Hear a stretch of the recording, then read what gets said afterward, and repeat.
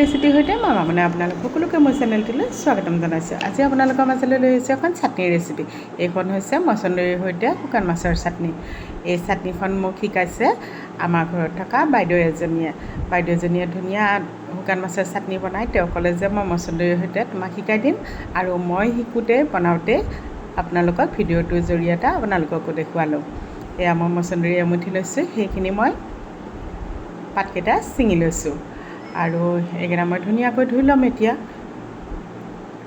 ডাঙৰ বাতি এটাত মই কুহুমীয়া পানী লৈছোঁ, তাতে শুকান মাছখিনি ধুনীয়াকৈ ধুই ল'ম। এইখিনি মই বজাৰৰ পৰা কিনি আনিছিলোঁ শুকান মাছ।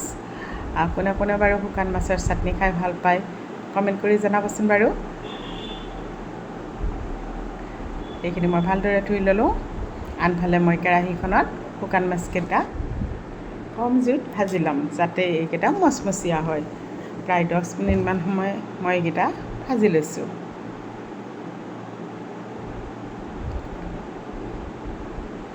জুইটো কমাই লৈ ভাজিব, পানীটো ধুনীয়াকৈ আঁতৰি যাব আৰু মাছকেইটা ধুনীয়া মচমচীয়া হ'ব। এয়া মোৰ হৈ গ'ল। এইখিনি ঠাণ্ডা হ'বৰ কাৰণে ৰাখি থৈ দিছোঁ। আৰু আনফালে মই চাটনিত দিবৰ কাৰণে কি লৈছোঁ দেখুৱাই আছোঁ। কেইটামান লৈছোঁ মান ধনিয়াৰ পাত, কেইটামান পুদিনাৰ পাত, কেইফোটামান নহৰু আৰু কেইটামান জলকীয়া। জলকীয়াৰ পৰিমাণটো অলপ বেছিয়ে দিছোঁ, চাটনিত জ্বলা হ'লে ভাল লাগে খাবলৈ। আৰু এইকেইটা মছন্দৰীৰ পাতকেইটা মই ভালদৰে ধুই ল'লোঁ। এই মাছকেইটা ঠাণ্ডা হওঁতে মই মিক্সিৰ জাৰ এটাত অকণমান আধা পিচা কৰি ল'ম। পটাত পিচিলে বেছি ভাল লাগে খাবলৈ, কিন্তু মই সময়ৰ অভাৱৰ কাৰণে পটাত পিচিব নহ'ল। এইখিনি মোৰ আধা খুন্দা হৈ গ'ল, আৰু ইয়াতে মই এতিয়া মছন্দৰীৰ পাতকেইটা দি দিছোঁ।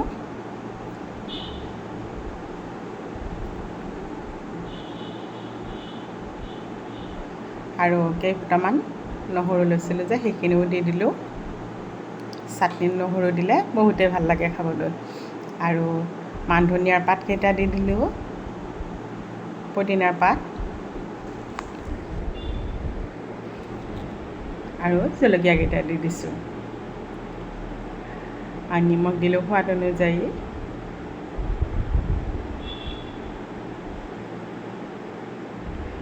এইখিনি মোৰ পিছা হৈ গ'ল। মই এতিয়া এইখিনি প্লেট এখনত উলিয়াই লৈছোঁ।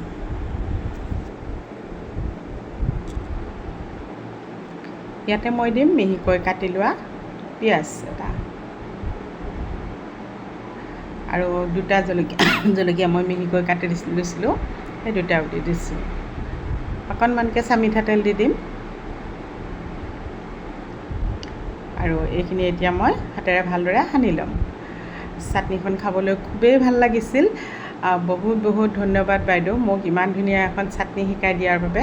আৰু মই শিকোঁতে আপোনালোককো ভিডিঅ'টোৰ জৰিয়তে শিকাই দিলোঁ। এয়া মোৰ চাটনিখন খাবৰ বাবে ৰেডি হৈ গ'ল।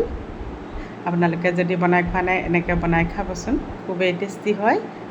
আৰু গৰম গৰম ভাতৰ লগত খাবলৈ বহুতেই ভাল লাগে। আৰু বহুতে শুকান মাছ খাই ভালো নাপাব পাৰে। যিয়ে ভাল পায় সিয়ে এবাৰ এই চাটনিখন বনাই খাব। দুটা জলকীয়াও দি দিলোঁ ওপৰত। ভিডিঅ'টো চাই কেনেকুৱা পালে কমেণ্ট কৰি জনাবচোন। যদি ভাল লাগিছে লাইক কৰিব, ভিডিঅ'টো শ্বেয়াৰ কৰি দিব। আপোনালোকৰ বহুমূলীয়া সময় উলিয়াই ভিডিঅ'টো চোৱাৰ বাবে অশেষ ধন্যবাদ। আজিলৈ এৰিছোঁ, বাই বাই।